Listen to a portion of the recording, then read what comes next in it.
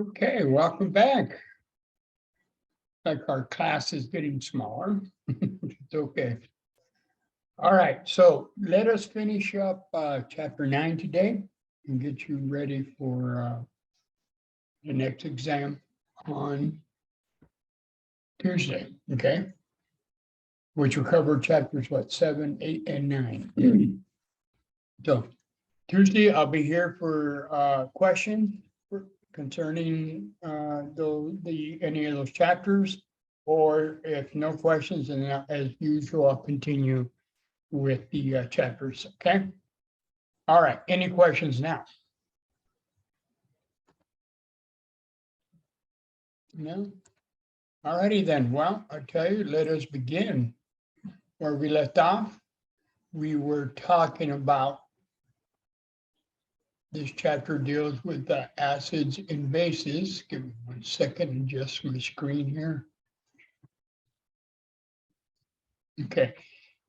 So we've been talking about an acid and a base, and we had two definitions. The first one was the Arhenius acid. Okay. And keep in mind, we're talking about solutions in aqueous solution. Okay. So they go into water. When they go into water, they dissociate, break apart, like this example here, where by definition, by Arrhenius definition, I'll rehash for a little bit, is any species, in this case HCl, hydrochloric acid, which when placed in water will dissociate to form the proton and the corresponding anion. This is a proton.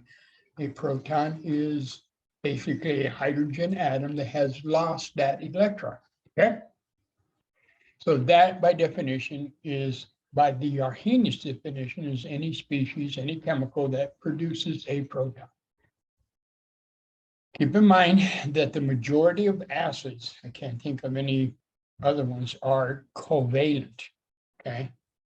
I had mentioned way back when that I said that covalent compounds, the difference between ionic compounds and covalent compounds was that covalent compounds do not dissociate compared to ionic compounds, okay? Except acids. And these normally, the way they're written, something to remember, the way they're written, you will find them with hydrogen written first. And that's 9 times out of 10 a good indication that you're working with an acid. We're going to talk about some other ones. For example, sulfuric acid. Okay, notice how the hydrogens were put in first. We're going to talk about nitric acid. Notice the hydrogens written first. So generally, it's a good indication that you're dealing with a covalent acid, which then will dissociate, okay? All other covalent compounds do not dissociate. You remember that part. They do not dissociate, only covalent acids.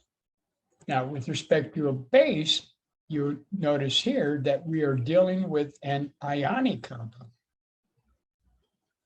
This is an ionic compound, okay? Metal-nonmetal combination, but specifically an ionic compound that contains the polyatomic ion hydroxide.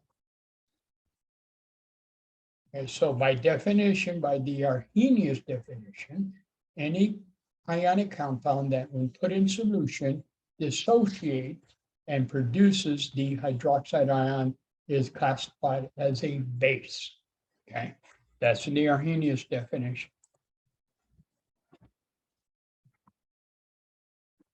This is a rehash of what we've been talking about. Then we introduce your first reaction, your first chemical reaction of the 6 that we are going to eventually talk about. And this one is called a neutralization reaction, because what's happening is an acid is reacting with a base, and when those two get together, they neutralize each other to form water, which is neutral, okay? Then what they generate is a salt, and those are nothing more than the anion and cations of the acid and the base. So in this specific example, you see that you have hydrochloric acid, which when placed in solution produces the proton and the chloride, okay? And yeah, the addition of sodium hydroxide, which when put in solution, produces the ion of sodium ion plus the hydroxide. Okay. The hydroxide ion here combines with the the proton with the hydroxide ion combine to generate the water molecule. The acid and the base react with each other and neutralize each other and produce water. The corresponding anion and the cation, all they do is create the salt. In this case, it happens to be the salt that we normally think of, sodium chloride, but it can be any ionic compound. This could have been magnesium or potassium or any other one as far as the salt is concerned. Okay. So it neutralizes. This is a neutralization reaction. Okay. So to recognize that, because eventually we're going to have to learn how to recognize it, is one, again, you've got hydrogen written first. That's a good indication you got an acid. And then you hopefully recognize a hydroxyl, which is a base. That should then tell you I'm dealing with neutralization reaction. And furthermore, you can see that it takes one molecule of the proton to react with one molecule of the hydroxide to produce one molecule of water. Okay, so it's a one-to-one relationship, which is important. We're going to learn about that in due time. And this is the Arhenius definitions of proton and the hydroxide. Well, that's good for a multiple of bases, okay, that have hydroxide, but there are multiple of compounds that have nothing to do at all with hydroxide, and yet they are able to neutralize that proton. And so another definition had to be created, and specifically it's called the Bronstad-Lowry definition. Now, in both cases, both definitions, a proton is produced. Okay. Bronstad and Lowry, they talk about they lose a proton, and the Arrhenius definition, when you produce a proton, either way, a proton is produced. So they have that in common with respect to their definition. Okay. Where they differ is a base, as per Bronstad and Lowry definition, is any compound that will accept or neutralize, if you will, that proton. And the way that works is, keep in mind here, remember here's HCl again, hydrochloric acid, which when dissociated in water produces the proton, okay, and the chloride ion. Now, the other aspect here, we got ammonia. Remember ammonia, where we did the Lewis-Stack structure, and we came up with the following Lewis-Stack structure, and it had a lone pair on the central atom. And so many compounds that have lone pairs can act as a Bronstad-Lowry base, okay? And so what's happening here is the proton, okay, that dissociates from HCl. If you recall, in the beginning, the hydrogen atom had the sp1 electron configuration. Well, and the reason we put hydrogen in group 1 is because it has one valence electron like everyone else in 1A group. And like everyone else, it can lose that one electron. And so here we have a proton with an empty orbital, okay, which this pair of electrons can then interject into the proton's empty orbital and literally form a bond, okay? And here's the other species, the ammonium ions is a polyatomic ion.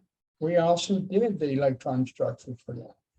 And when that occurs, forming that bond, it forms this polyatomic ion with a plus charge, the ammonium ion, okay?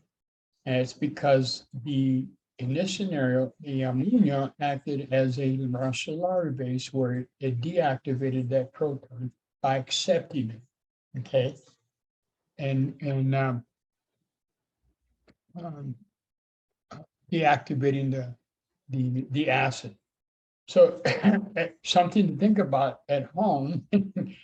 Occasionally, if you have young kids or you got cats that make a mistake or dogs that make a mistake, you smell that ammonia. Well, you might treat it with a little bit of an acid, maybe something like acetic acid.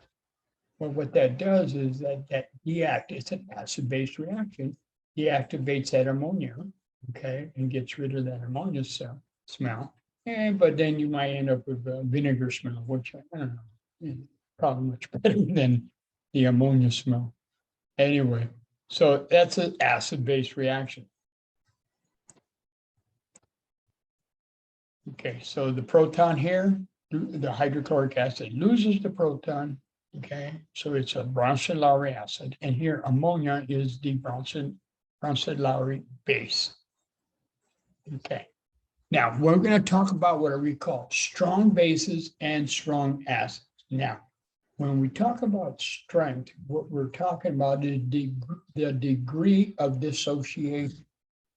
So if you have a species that totally dissociates 100%, close to 100% in water, then it is a strong entity. It could be either a strong base or a strong acid.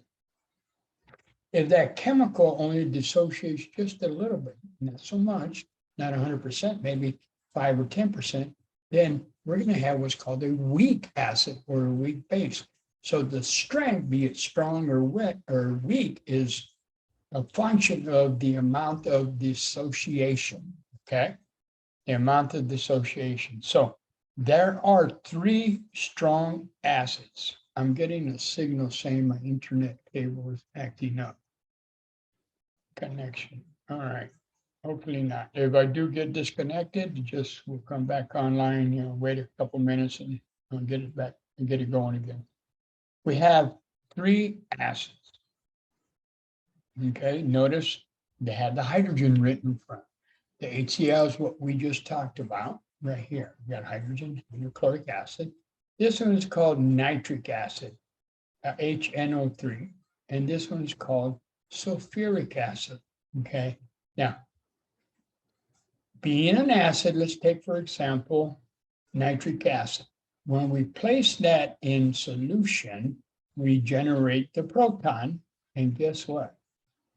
This should look familiar. The nitrate ion, okay?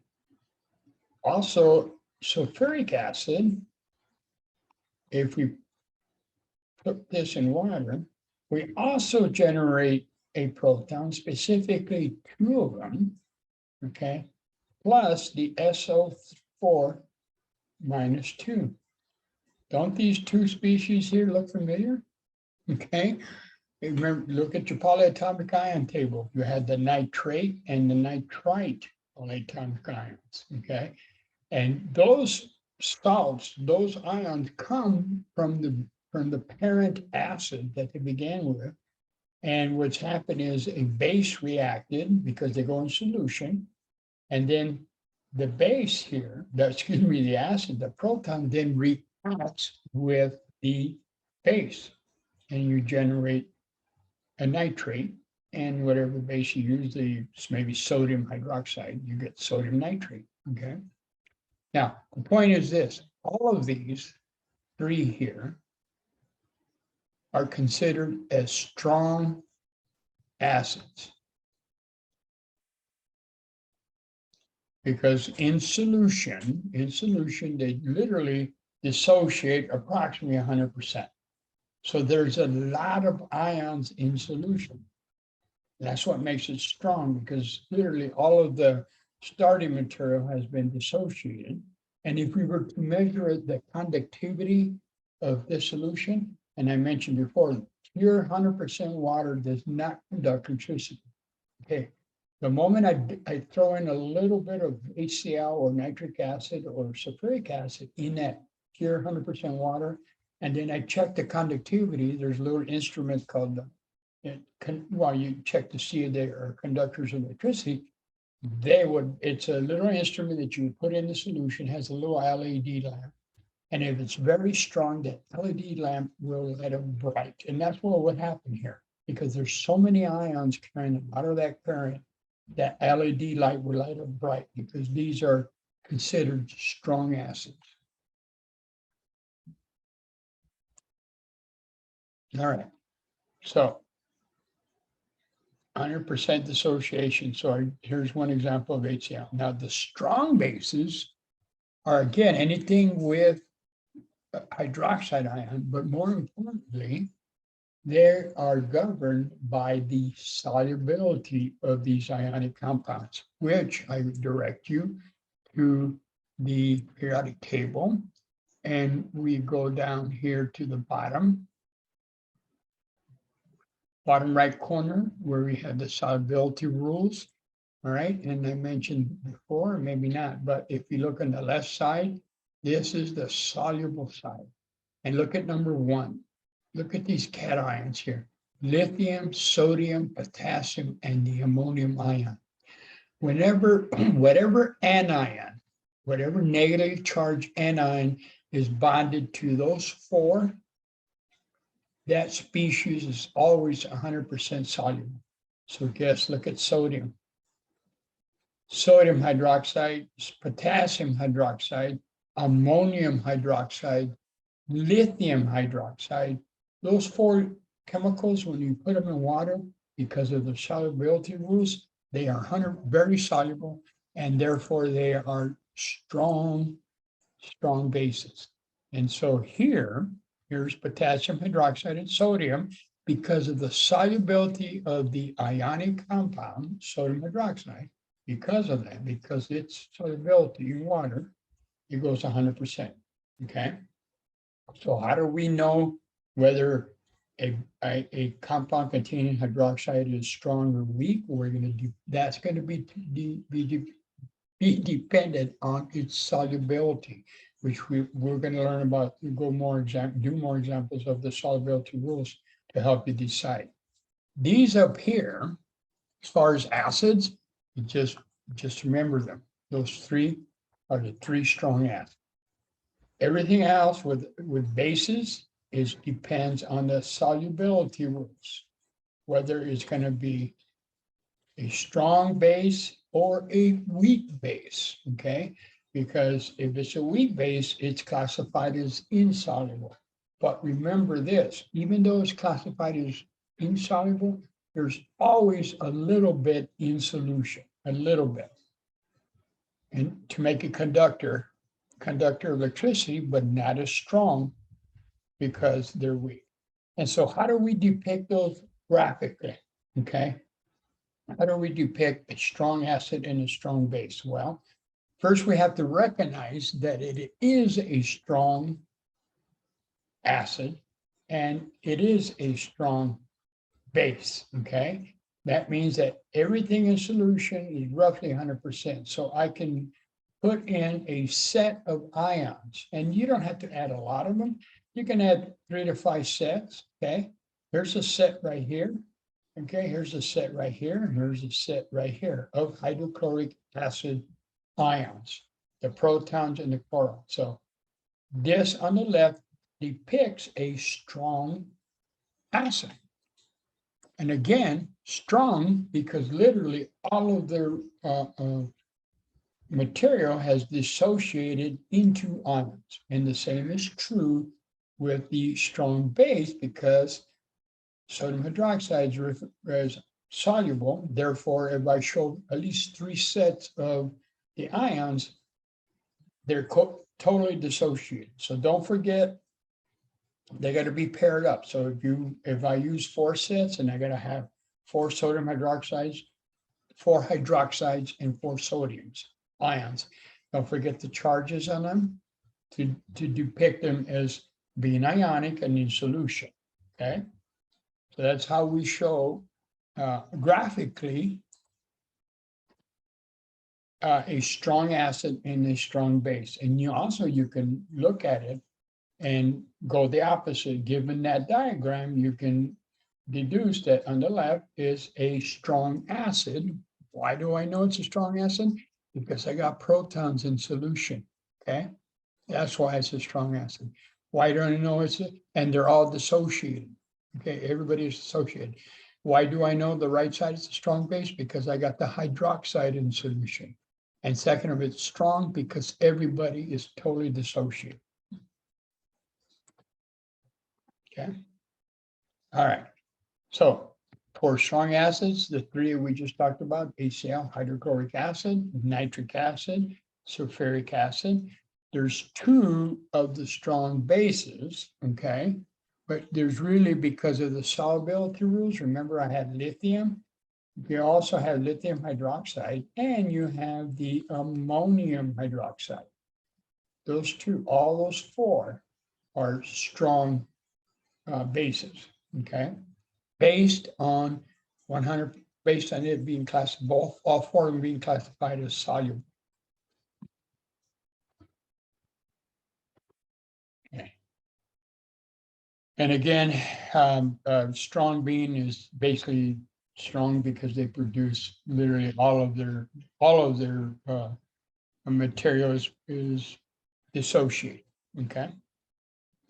All right. Now we also have weak acid. Now what's happening here is, yes, we produce a little bit of the base and a little proton hydroxide and a little bit of the proton, but the bulk of the material is still intact. Okay. And we demonstrate that in a reaction using double arrows. Okay. Normally the reactions we've been doing have been one way, left to right. This one has two-way, meaning that this reaction goes in both directions.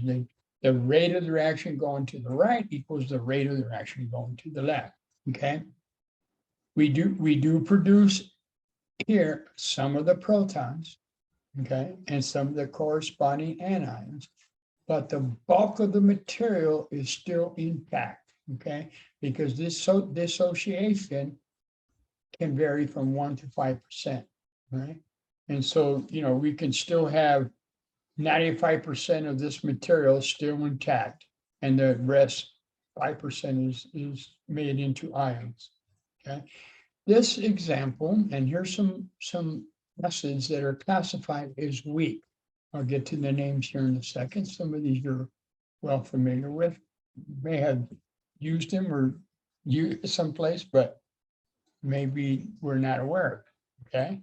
So now I'll go ahead and show this.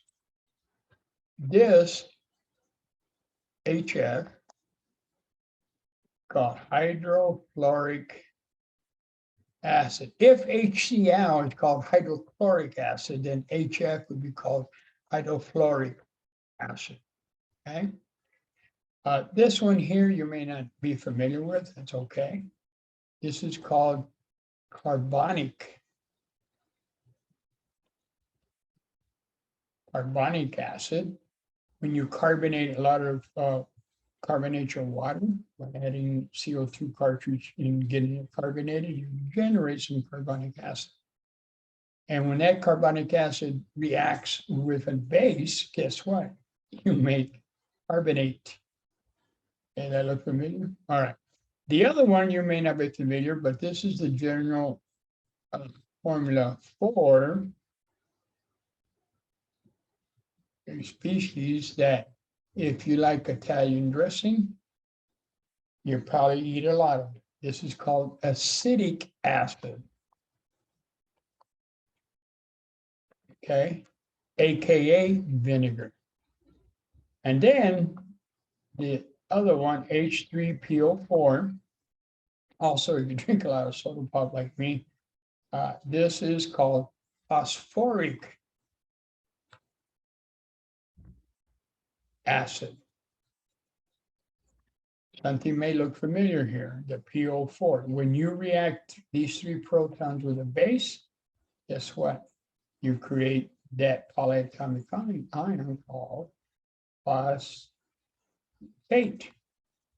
So basically, all of the 8 ions, see there's 3, a -3, -1, even the chloride ion,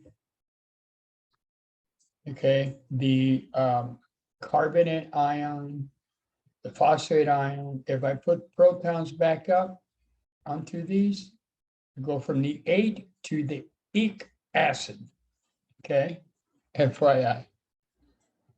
I can convert them. So all the polyatomic ions came from originated from an acid, which then reacted with the base to form the corresponding 8 ATE polyatomic ion.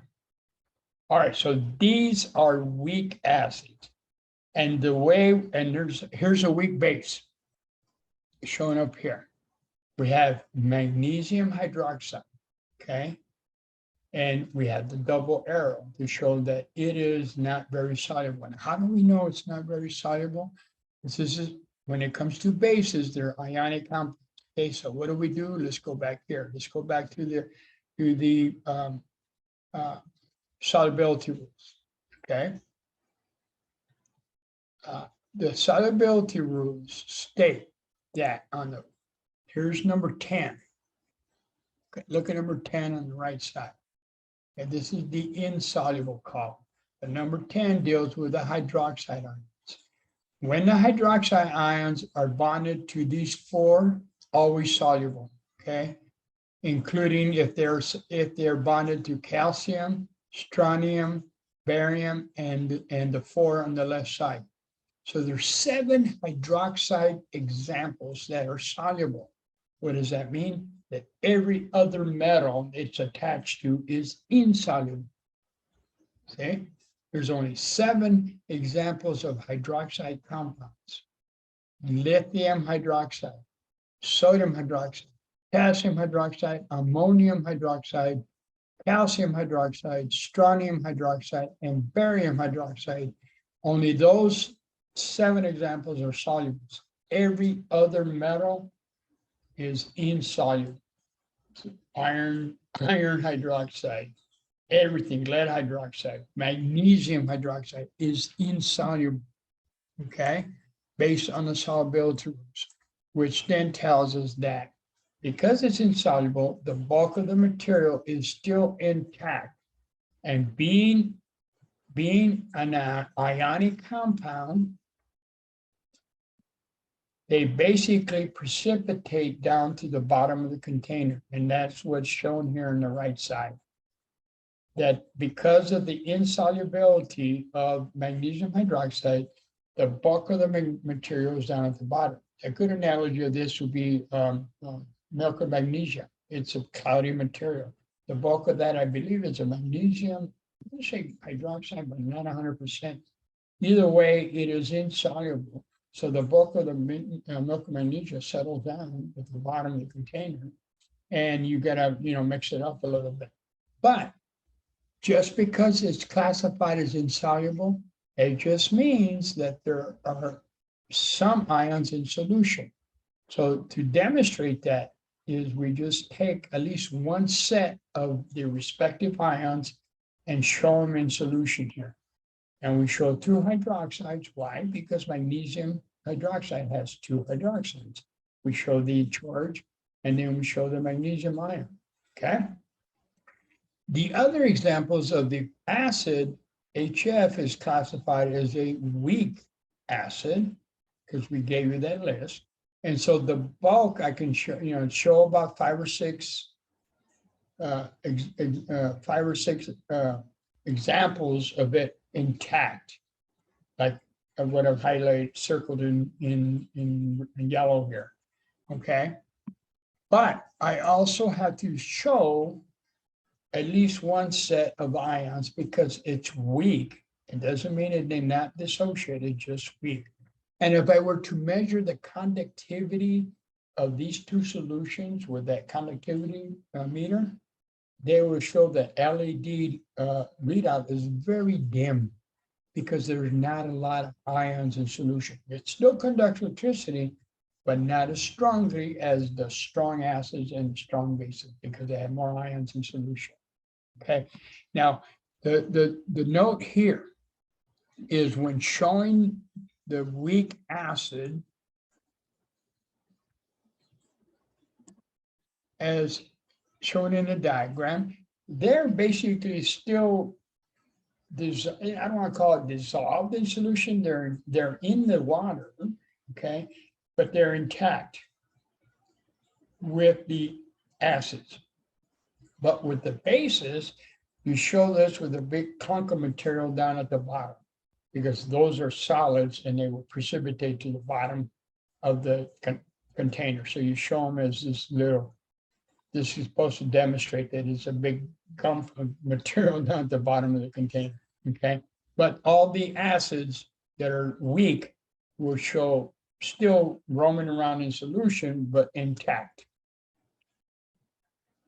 Okay, you won't see a clunk of HF down at the bottom. You won't see that. They go in solution. What? Not totally dissolved, but they're still circled by water molecules. They're not forming a chunk of material down at the bottom of the container. All right, so those weak acids, their name, HF, is hydrofluoric acid. If you ever worked on staining glass, you probably use some of this. This is used quite a bit in working with stained glass, hydrofluoric acid. H2CO3, called carbonic acid. And the next one is phosphoric acid, both found quite a bit in soft drinks. And then acetic acid, AKA vinegar.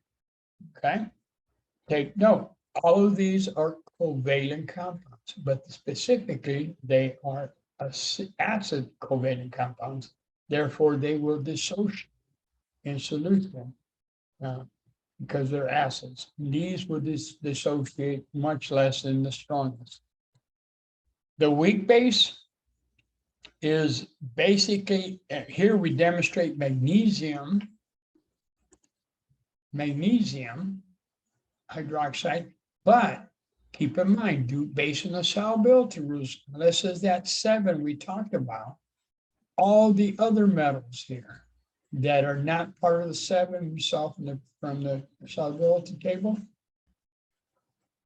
they're all weak bases, okay? So they're weak. So magnesium just happens to be shown here. But if I were to say, all right, what is copper 1 hydroxide? Well, just based on the solubility rules, whoa, where'd it go? Based on solubility rules, number 10, and this is part of the 4, and these 3 here, every other hydroxide is insoluble. So copper hydroxide, regardless of which one, is insoluble. You know, all the other metals.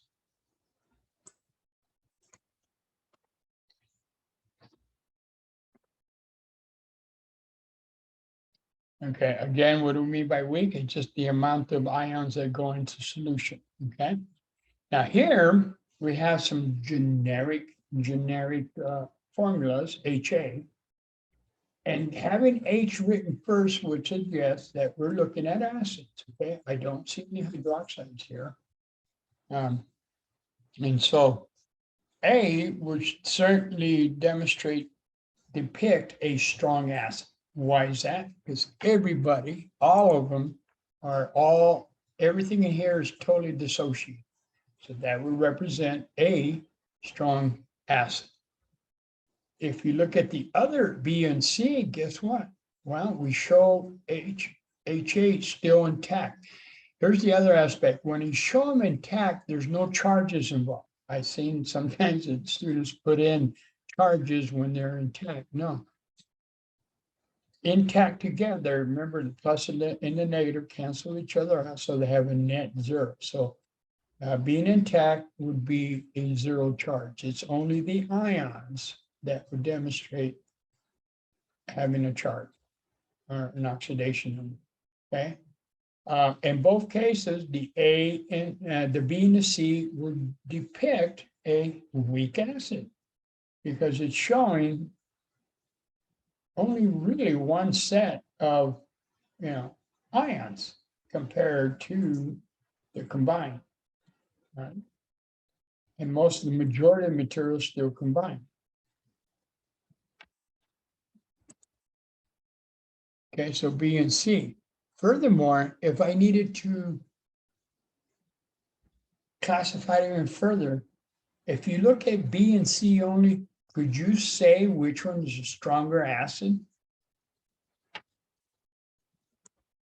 Could you deduce from this diagram which one do you think would be stronger, B or C? What do you guys think?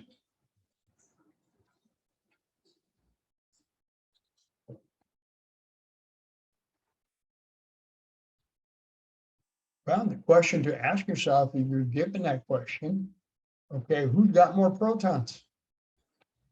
Okay, you got an answer here. And B, exactly. There you go. B would be stronger than C simply because there's more protons in solution compared to C. Here, C's only got one set of protons compared to 2 sets. And then D would just basically be some species, but it's not an acid, even a weak acid, because none of it's gone into solution. Okay, no ions involved there. All right. And no strong bases. Why? Because in this example, the majority of the time, I can't think of any specific examples that you would think of non-hydroxyl bases. Well, so 99.9% of the time, you're looking at the hydroxyl ion with respect to bases. All right, which brings us to what is called the pH scale. Now, I'm sure you're familiar with pH. You know, if you got fish at home, or you got a swimming pool or jacuzzi, you're probably got to check the pH. If you're in the health industry, you might be looking at the pH of your blood. You know, pH is nothing more than a number. Okay, it's a mathematical number. Okay, but the scale runs from 0 to 14. Now, normally, by definition, 7 is neutral. Okay, so anything less than 7 is considered acidic. Okay, and then anything greater than 7 is considered as basic or alkaline. Alkaline is another term that you see out there. And then there's degrees of acidity that kind of range. You know, roughly about from 0 to 1 is strongly acidic. Your stomach is in that area range. And then you got a range of, you know, from 2 to 6. Vinegar varies about a 3 acidic. Okay, and then basic is the other direction. If you did use something like a liquid plumber, very strongly alkaline, very strongly, somewhere in the order of about 2 to 13, but very strong. Okay, our blood is the pH of our blood is very, very crucial. It depends on individuals, but the range is very small, somewhere just above 7, 7.2-ish, around there, 0.2 to 0.3, 0.4-ish. But very specific, we don't want to get vary from that range at all. Okay, now we're introducing this new concentration unit, and what we do is we replace whatever we're looking at, whatever chemical we're looking at, with these brackets. You see these brackets down here? These brackets, we're going to do work with this quite a bit, are called molarity. Okay, that is the unit for this concentration. The units, I should say, that's the name for this concentration, molarity. But the units are something we're going to work a lot with down the road, is moles, okay, per liter. Analogous to density. Remember density, grams per volume, okay, mass per volume. Well, here we have a new entity called moles, which we're going to talk, we have a whole chapter about that. Moles over the volume liters, okay? Very specific concentration. So what it's saying here is, erase here for a second, is that when the concentration of the proton is greater than the concentration of the hydroxide, it's acidic, okay? When the concentration of the hydroxide ion is greater than the proton ion, then we're in the basic realm, alkaline realm. When the concentration of the proton equals the concentration of the hydroxide, guess what? They react with each other, they neutralize each other, and therefore our pH scale value is 7. Okay, it's 7. All right, so that's what it's telling you down at the bottom, the concentration of the proton and the hydroxide ions. And there's our scale. So this is the definition, like I just explained, what the brackets mean. Called molarity, and has units of moles per liter. Okay. And what I just stated here at the bottom with respect to the concentration of the proton, when it's greater than the concentration of the hydroxide, it's acidic, and vice versa when it's basic. Okay. Now, how it's calculated? It is calculated by taking the log of the hydrogen ion concentration. Now, you might think, oh, we've got the log here. Well, if you look at your calculator, there should be a button that says labeled log, L-O-G, okay? And the way it works here is that it is the -1 times the log of the concentration of the proton, okay? And so if I were to take -1, that's what that negative is right here, -1, and then take the log of, let's say, 1 times 10 to the -1, okay, that's my concentration. That equals to a -1. So the log of 1 times 10 to the -1 equals a -1. -1 times a -1 equals a +1. So something that when the ion concentration is 10 to the -1, our pH is 1. Okay. 99.9% of the time, you're going to have a positive pH value, positive value. Okay. Your log of whatever concentration you took will always end up with a 99% of the time with a negative value. Right? But you can start looking at a trend here that sometimes you don't need a calculator. If you look at this, if you take the log of 1 times 10 to the 5th power, the pH would be 5, because log of 10 to the -5 is -5. -5 times -1 times -1 equals +5. Okay. The pH of 1 times 10 to the -8 would be a pH of 8. Now we're getting into the alkaline range. Remember, 7 is neutral, so 5 is slightly acidic, and 8 would be in the basic side. And 10 to the -3rd, its pH would be 3. Okay.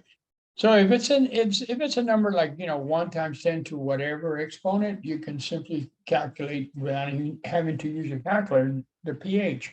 It's only like if you got a number like 2.6 times 10 to the 5th that you need to use your calculator to figure out the actual pH. Okay, which is cool. You got a calculator, you can just push a button. You used to have to use tables to figure out the log of a number. Here again, you have the number written in longhand, 0.001 moles per liter. That's the concentration. I can plug that into the calculator, take a log, and I get the same pH. Okay, so if you have it written long version, convert it to scientific notation, and you can figure out the pH very quickly. And then this one here, same scenario. That's 10 to the pH is equal 8. Okay, because that 0.00, that's 10 to the -8. So the pH is nothing more than a numerical value where it is the negative log of the hydrogen ion concentration. Now, if you got the pH and you want to go back okay, there is a button, you just taking the going back direction to figure out the concentration based on the pH. There's a button on your calculator's 10 to the X. So you can type in 10 to the -5, for example, for that, and that is the concentration, okay? That will give you working it backwards. If you ever need to figure out the concentration of the hydrogen ion or the proton concentration relative to the pH. Some ideas to give you some idea about the pH, and if you look at this different things, lemon juice around 2, slightly acidic, coffee varies around 5, vomit pretty much close to 1 to 2, depends on the person, obviously, because you have hydrochloric acid in your stomach. Milk of magnesia, very alkaline. That's why you take milk of magnesia or Tums to react, have an acid-base reaction with the acid in your stomach to reduce the acid content. Okay.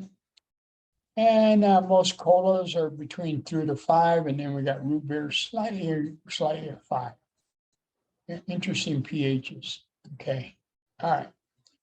Obviously, any biological pHs, they're going to vary a little bit. Here we got urine set at 6, but again, that's dependent on your diet, but that's reference point where the majority of the population sits. All right, so briefly talk about what are called buffers. Buffers are nothing more than a system of acid and a base that are put together with a certain concentration to maintain a set pH value, okay? So if you want to maintain a pH of 6, you can generate and make, we have formulas for these, to make a solution of a buffer of, say, pH 6. And what that means is this. So if you have something at pH 6, if a base comes in or an acid comes in to your system, it will react with them and do everything it can to maintain that pH of 6. Our body, our blood has a buffer system, okay? And it's related to sodium bicarb, related to carbon dioxide intake, all a very complex system, but we're trying to maintain our blood at 7.4, okay? Otherwise, it's a big problem if you're not maintaining that pH, okay? So with that being said about buffers, now we have a reaction here, which is an acid-base reaction. Okay, you might say, how do I know that? Well, first of all, I got HNO3. The fact that I see hydrogen first, okay, strongly suggests that I have an acid, okay? Unless you have it written as H2O. By convention, water is written as H2O. Water is not an acid or base. Pure water is just neutral, okay? And then we have calcium hydroxide. The fact that I see a parentheses, I got an ionic compound, it's ionic. Then I got hydroxides in the parentheses, tells me I got a base here. Okay. I have a covalent compound with the proton written first. That's got to be my acid. Okay. And so you can see it's asking the question, who is the Arhenius acid? Well, obviously it has to be my nitric acid, HNO3, and my base has to be my the calcium hydroxide here. Okay. Also note something here in this reaction, that written in front of the nitric acid is a number 2. Okay. Now, the reason you do that, remember I said earlier that when one proton requires one hydroxide to react to form one water. Okay, it's a 1-to-1 relation. Well, hydroxide here means that there's going to be 2 hydroxides in solution. So that requires me to have 2 acids in solution, 2 protons, okay, to neutralize each other. What that means is I'm going to produce 2 molecules of water, right? Then I had the corresponding anion and cation, the calcium hydroxynitrate. Okay. And so that number there in front balances this equation. We are governed by the conservation of matter rules, okay? We have a balanced chemical reaction here. We're going to do a lot about balancing chemical reactions. We need to know that information. So if you want to check this out, if you count up all the hydrogens on to the left of the arrow, you got 2 hydrogens here, and you got 2 over here. You got a total of 4 hydrogens in different forms. Well, come over to the product side. Guess what? You have 4 hydrogens here. The hydrogens are balanced. Okay, 2 of the hydrogens are in the form of the proton. 2 of the hydrogens are in the form of the hydroxide. If you go with the nitrates, there's 2 nitrates here.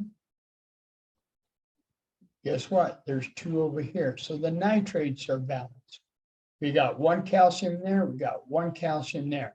This is a balanced chemical reaction. So FYI, when we start writing reactions, we need to, once we write the general reaction, the next step is to balance it.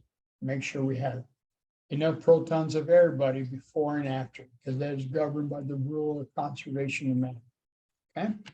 Also, that helps us calculate down the road, because we can calculate if I have 10 grams of nitric acid, I need to know how many grams of calcium nitrate I'm going to make. And that tells me that the relationship between these two is a 2-to-1, which is that relationship I need to know in the calculation. All right. Of course, we know calcium is bonded to nitrates because calcium has a +2 charge. Okay. Now, if you fail to see this, break it down into the ion so you can see everything. And I'm going to do that very quickly. Okay, we know nitric acid is going to produce 2 protons. Okay, because there's 2 in front of it. So I got 2 protons there. And it's going to produce 2 nitrates. Okay. And then here in solution, calcium hydroxide, there's some in solution, there's some. We're going to produce a calcium ion and 2 hydroxides in solution. And then when we finish with the reaction, you're going to have 2 waters, and you're going to have, again, 2 calcium, a calcium ion, and 2 nitrates. So you see how everything balances out? The nitrates, you got 2 here, you got 2 here. All right. The 2 hydroxides react with the 2 protons to form 2 waters. And then you got the calcium before and after. Right? So everybody's balanced.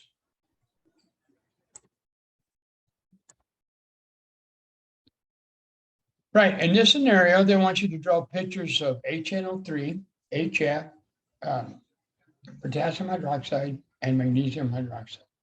Well, to do that, the first thing we need to determine whether they're strong or weak. Okay, and based on the list that we talked about, right? Here's an acid. Here's an acid. Okay, this is a strong acid and a weak acid for HF. This is a strong base. Okay, so basically the strong goes to 100%, all ions. Okay, 5% ballpark in ions, strong 100%. And then magnesium hydroxide is one that we determined that is insoluble. And so that's also will be a weak base. So, you know, maybe I use the reference point 5%. It could be much less, but 5% tells me that bulk of it still be intact. Okay. This is ionic. This is covalent. So when I draw the pictures, I'm going to draw these intact, but not as a clunk of material down at the bottom of the container, unlike the magnesium hydroxide. Okay. And so we do the first one. Nitric acid is a strong acid. So when drawn, I just put up 3 sets of ions here, positive and negative. No one's connected, no one's still intact because it's a strong acid. HF, we talked about, it's on the list of weak acids. So therefore, I only show 1 set of ions, 1H plus, 1F negative, fluoride. And then maybe 3 or 4 others that are intact, floating around, because it's covalent and just floating around in the solution. Potassium hydroxide, due to the solubility, okay, rules, here we got number 10 down here.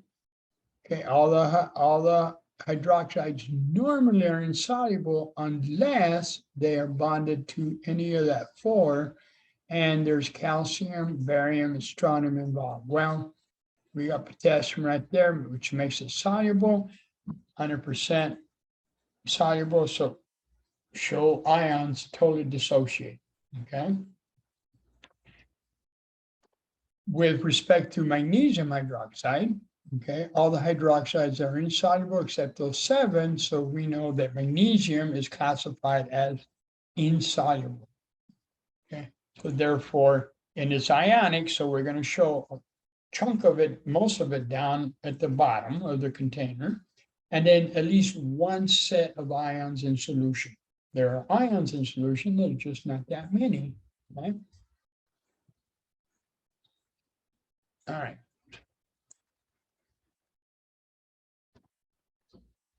Summary. Arhenius acids, by definition, are species that produce ions in solution.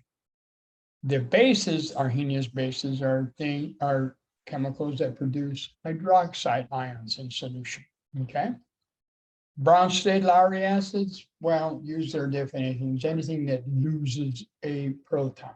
Okay. Or make it. Tomato, either way, you're creating a proton. Where they differ is that a Bronstad Lowry base is any chemical that will absorb or gain that proton. And then normally they do that because they got a lone pair of electrons that they can have that proton attach itself to. Okay. Now, strong acids are those chemicals, those acids that dissociate approximately 100%. Yeah. Nothing is 100%, 99.999. Okay. Weak acids, much, much less, 1 to 5%. The bulk of the chemicals are still intact. Okay. Strong bases, they dissociate as like the strong acids, 100%. Okay. And the weak bases, which are governed, remember, bases are ionic compounds.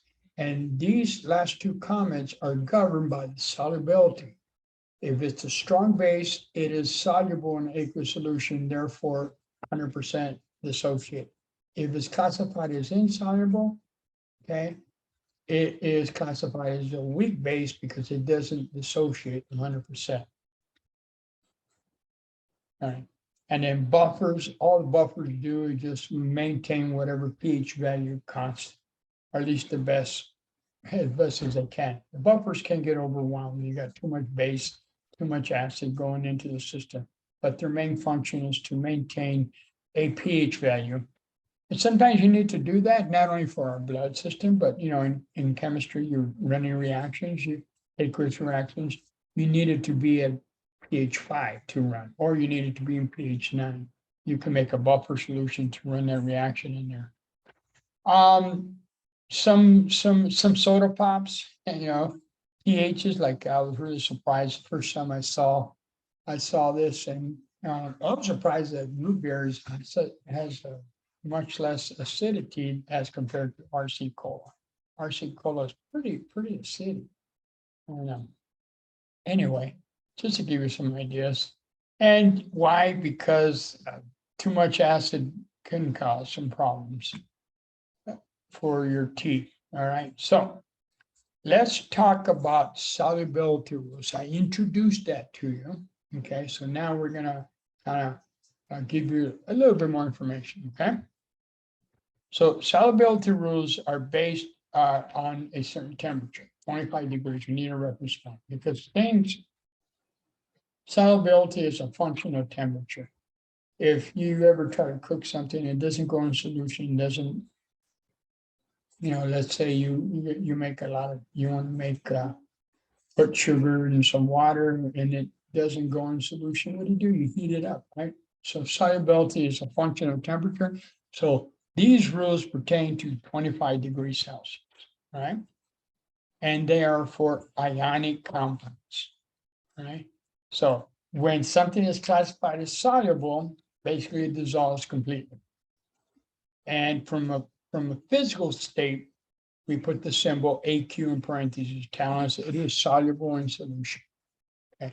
We need to know these solubility rules because there's those 6 chemical reactions. We already introduced one of them, acid-base reaction. There's another one that deals with the solubility rule. It's if the product you make is insoluble, you have a positive reaction. And knowing what the products are, then taking that information and going to the solubility rules will tell you whether this reaction proceeded or not. So these rules are important to get a hold of. So if something is classified as insoluble, it does not mean that it's totally 100% insoluble. It just means that it's much, much less insoluble. There are always a small percentage of it in solution. And we still, nevertheless, we designate that with a physical state with S, okay? Versus Q if it's AQ if it's soluble. But keep in mind, it's important, even though it's classified as insoluble, it is still a conductor of electricity, though being a weak conductor because not so many ions are in solution. All right, our rules are as follows. Here's a table, same table you have. Excuse me 1 second. Excuse me. Sorry about that. Okay, like I stated earlier, there's 2 tables. We got the left side of the table, which is the soluble side. Okay, so number 1, these are the big 4 here. Cations. Any anion, regardless of what that anion is, if it's attached to lithium, sodium, potassium, and ammonia, it is 100% soluble all the time. Okay, so carbonate, lithium carbonate, lithium chromate, any anion, always 100%. Number 2, there's an acetate ion, which came from the acetic acid, but it's one of the polyatomic ions. So any cation attached with the acetate ion is 100% soluble. And the same is true with any metal cation attached to the nitrate. Okay, so any metal cation attached to the acetate ion or the nitrate ion, always 100% soluble. The halide, specifically the chloride, the bromide, and the iodide, any cation, any metal cation, always 100% soluble, except 3. When that halide is attached to silver, mercury, or lead, then they are insoluble. Okay, and so you got to look at what the metal part is going to be. If it's sodium, obviously soluble, but if it's silver, mercury, and lead, it is insoluble. The sulfate ion, as the case with the other 3 we talked about, 100% soluble, except when it's attached to calcium, strontium, barium, silver, or lead. 1, 2, 3, 4, 5. There are 5 examples of sulfate ion compounds that are insoluble. That means all other billion, million, whatever sulfates are out there are soluble. Okay, and the same is true for the ion. There's only 3 examples of halides that are insoluble. The silver, well, there's, I should say, 9 examples, if I include all the halides, 9 examples of silver, mercury, and lead halides that are insoluble, and all the other billion halides are soluble. Okay, that's how it works. Now, brings us to the insoluble side. All the carbonates, chromates, phosphates, okay, are insoluble. Okay, are insoluble except if they are bonded to the big four. All right. And so for the carbonate, there are 4 species, 4 carbonate compounds that are soluble. Everybody else is insoluble. Same with the chromate, same with the phosphate. And the same with the sulfides. Normally, all sulfides bonded to a metal are insoluble, except that they're bonded to the big four, and on top of that, calcium, strontium, and barium. So there are 7 examples of sulfides that are soluble, and all the other billion whatever sulfides out there are insoluble. Okay. Same is true with the hydroxides. If they're hooked up with the big four there, soluble, along with calcium, barium, and strontium. So we got 4, 5, 6, 7. There's all, so that means there's 7 examples of hydroxide compounds that are soluble, meaning that all 10 billion whatever other hydroxides are insoluble. Okay. All right. So with that in mind, if we look at this, the examples here, all right, first thing they say, all right, sodium sulfide. Well, the fact that you got sodium, let me clear my mess up a little bit. The fact that you got sodium right out the bat, automatically you don't need to go any further. Why is that? Because sodium is part of the big four, all right? And regardless of what follows, always 100% soluble. And so for that sodium sulfide, we would put in as soluble and use AQ. Okay.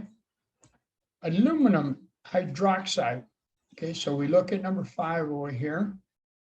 All right, so we see there's only 7 examples of soluble hydroxides, and aluminum is not one of them. Therefore, aluminum hydroxide is classified as insoluble, and therefore we use the letter S. Keep it in mind that even though it's insoluble, there's still a little bit in solution, okay? Next one, silver bromide. The fact that you see a heavy metal like silver, okay, strongly suggests you have an insoluble species. So for the bromide, insoluble, because you got silver bromide. So there, you can draw that. In calcium carbonate, normally everything's insoluble unless it's bonded to the big four. In this case, it's not, so that is insoluble. And then the last one, you got potassium. You don't need to go any further because potassium is right there, always soluble. All right. And so we have potassium, which is soluble. And so we were going to very quickly draw a beaker full. We will have 2 sodium ions in here and at least 1 sulfide. For aluminum hydroxide, down at the bottom will be aluminum hydroxide. Then we will have 3 hydroxides in solution and 1 aluminum, but the bulk of it will be down here. Okay. Silver bromide, same scenario. Bulk of it down the bottom, but we'll have at least 1 set of halides in solution. Same thing with calcium carbonate. We have calcium carbonate down at the bottom, and at least 1 set of ions in solution. And then totally 100%, you know, I just do potassium, maybe at 2 or 5. I can put a 5 there. And then 5 nitrates just to demonstrate that everything's in solution. Okay. If I needed to draw pictures, I need to hurry a little bit. All right, so which brings us to electrolytes, which are what they are. It's the ions in solution, right? So A strong electrolyte is a good conductor of electricity. And that's basically anything that produces ions in solution is an electrolyte. So any ionic compound, strong acids, strong bases, anything that goes in solution that produces ions are a strong electrolyte, right? And they will conduct electricity very strongly. So such things as potassium bromide, nitric acid, so on and so forth. Non-electrolytes are those covalent compounds. Not the acids, but all other covalent compounds other than acids that do not produce ions are non-conductors of electricity. So water, carbon monoxide, C6H12O6, that's an example of a sugar general formula, but they are all covalent. They do not produce ions and therefore are non-conductors. And then the weak electrolytes are simply those species that because of their solubility, they're not 100% soluble, much less. So all your weak acids, the weak bases, any insoluble ions, ionic compounds are weak electrolytes and conduct electricity weakly. Okay, so that kind of summarizes here.